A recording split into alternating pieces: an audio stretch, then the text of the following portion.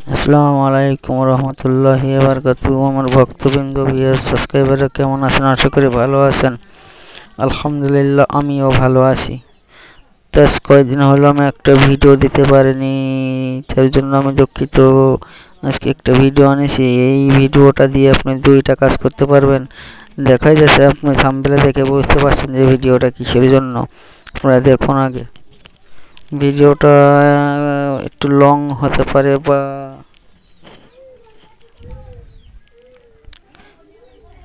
ভিডিওটা একটু লং হতে পারে, ধৈর্য সহকারে দেখবেন, কেউ টেনে টেনে স্কিপ করে দেখবেন না। তো এই ভিডিওটা আছে 70-র উপরে ন্যাংরা ভূত চালান করে দিয়ে তাকে বিছানায় ফেলে রাখা বা স্বামী স্ত্রী হাজির করা। দেখা যাচ্ছে অনেক স্বামী আছে, বউ ফেলাইয়া দিয়ে চলে যায় অন্য নারীর সাথে সম্পর্ক করে। তারা দীর্ঘদিন স্ত্রীর খোঁজ খবর নেয় না, বউ বাচ্চার খোঁজ খবর নেয় না, সংসারে তারা কোনো অবগতই নাই। তাদের জন্য যেসব স্ত্রী স্বামীকে ধুয়ে চলে যায়, গিয়ে আর আসতে চায় না, বাপের বাড়ি গিয়ে গল্প করে, তারা গর্ব করে বলে যে আমি ওই স্বামীর ভাত আর খাবো না বা স্বামীর বাড়িতে যাব না, বা অনেক ভাবভঙ্গিতে অনেক হাব দেখায় তাদের জন্য এই নকশাটা। যদি এই নকশাটা আপনারা প্রয়োগ করেন তো ইনশাল্লাহ আমি আশাবাদী 100% ফলাফল পাবেন। এটা শতবার পরীক্ষিত আমার। এই নকশাটা আপনারা কিভাবে করবেন, কি বিষয় আসে, আমি সব বিস্তারিত বলছি। তো তারা কিছু কথা বলি যে আপনারা আমার সাথে এখনো অনেক ভিউয়ার্স আছেন, অনেক ভক্তবৃন্দ আছেন, আমার সাথে যোগাযোগ করেন নাই। তারা যত দ্রুত পারেন আমার সাথে যোগাযোগ করুন। আমার সাথে যোগাযোগ করা মানে আপনাদের একটা খুব ভালো একটা পথ বা খুব ভালো একটা কার্যকারী জিনিস, ভালো ভালো বিদ্যা পাওয়ার জন্য আপনারা যোগাযোগ করতে পারেন। তা আপনারা যোগাযোগ যদি না করেন তো এই বিদ্যাগুলো আপনারা কিভাবে পাইবেন? আমি এর থেকে আরো ভালো ভালো বিদ্যা দিব আপনাদেরকে ইনশাল্লাহ। তো আপনারা যত দ্রুত পারেন আমার সাথে যোগাযোগ করুন, আমার সাথে পরিচিত হন, আমাকে সহযোগিতা উৎসাহিত করুন। আমি নিত্য নতুন ভিডিও দেওয়ার জন্য অগ্রসর হব, কিন্তু আপনারা তো কেউ আমার সাথে যোগাযোগ করতেছেন না। তা আপনার যে কয়জন যোগাযোগ করেছেন ইনশাল্লাহ আপনাদের সবারই জন্য আমি এই ভিডিওটার অনুমতি দিয়ে দিলাম।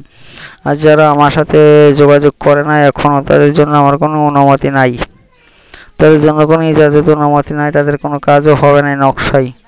আর যারা আমার সাথে যোগাযোগ করেছেন বা ইতিমধ্যে যাদের সাথে আমার কথাবার্তা হয়েছে বা যারা আমাকে ভক্তি শ্রদ্ধা হিসাবে যারা গ্রহণ করেছে, তাদের জন্য আমি 100-র অধিকবার ইজাজতের অনুমতি রইল।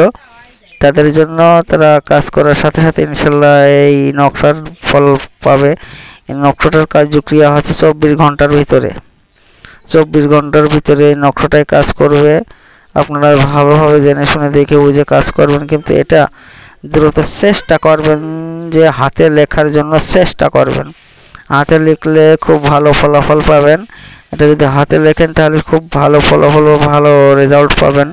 আপনারা প্রিন্ট করবেন, প্রিন্ট করার থেকে হাতে লিখলে বেশি ফল, আর প্রিন্ট করলে একটু দেখা যাচ্ছে যদি প্রিন্ট করে বের করে আনেন তাহলে একটু কম, মানে দেখা যাচ্ছে হাতে লিখলে 2 ঘন্টা 24 ঘন্টার ভিতরে ফলাফল পাবেন, আর যদি প্রিন্ট করে আনেন তো 3 দিনের ভিতরে ফলাফল পাবেন।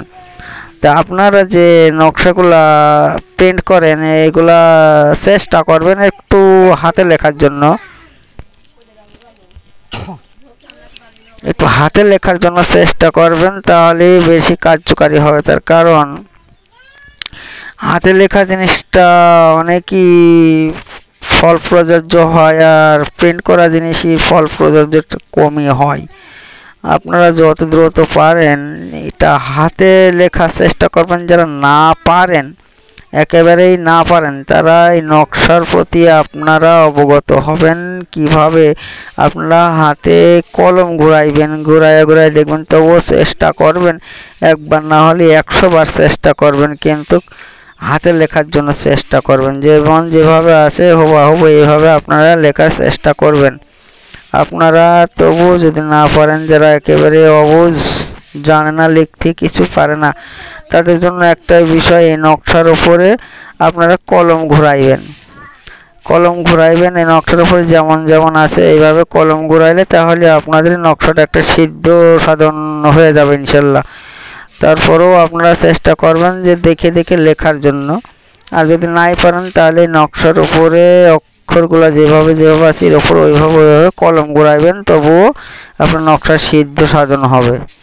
তো যাই হোক, বিস্তারিত বিষয় আর বেশি কিছু বলতে চাচ্ছি না, হালকারি একটা কথা বলি। আপনারা এই নকশাটাতে কিভাবে কি করবেন, কি দিয়ে কাজ করবেন, এটা আমি আপনাদেরকে বুঝিয়ে দিই। এই নকশাটা লিখবেন সাদা কাগজের ওপরে। সাদা কাগজের ওপরে আপনারা 3টা নকশা লিখবেন, 3টা নকশা লিখবেন।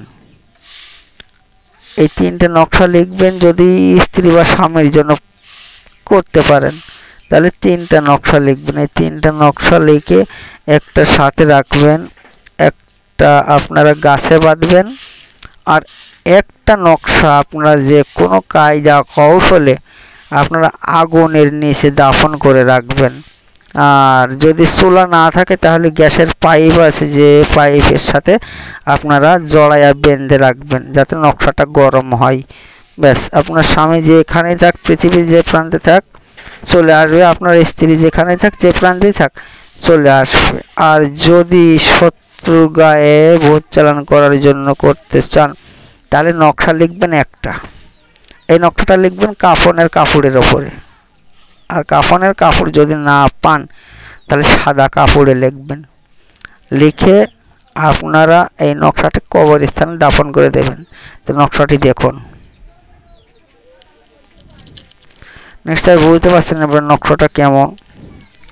এই নকশাটা আপনারা সুন্দর করে লেখার চেষ্টা করবেন করে। আর তার মধ্যে আর একটা বিষয়, এই যে কাপড়ের ওপরে লেখার কথা বলা হয়েছে, এটা যদি আপনারা কাপড়ের ওপরে লিখতে না পারেন তাহলে এই নকশাটা কাগজে প্রিন্ট করে আপনারা ওই কাপড়ের সাথে হয় পিন মেরে দিবেন, আর না হলে আপনারা আটা দিয়ে লটকায় দিবেন। দিয়া এই কাপড়ের সাথে নকশাটা আপনারা নেপটায়া দিবেন আটা দিয়া, তাহলে ইনশাল্লাহ কাজ হয়ে যাবে। ওটা এই নকশাটা কবরের মাঝখানে পুঁতে দেবেন। ইনশাল্লাহ 24 ঘন্টার ভিতরে ওই ব্যক্তিকে ন্যাংরাপুর চালানো হয়ে যাবে। ওই ব্যক্তিকে বিছানগত করে দেবে, ওই ব্যক্তিকে বিভিন্ন আযাবে রাখবে। ওই ব্যক্তিকে এমন আযাবে রাখবে যে ও নিজেকে নিজেই সামলাতে পারবে না। তো যাই হোক, অনেক কিছু বললাম, আর কিছু বলতে চাচ্ছি না। আবার আগামী পর্বে দেখা হবে ইনশাল্লাহ। আল্লাহ হাফেজ।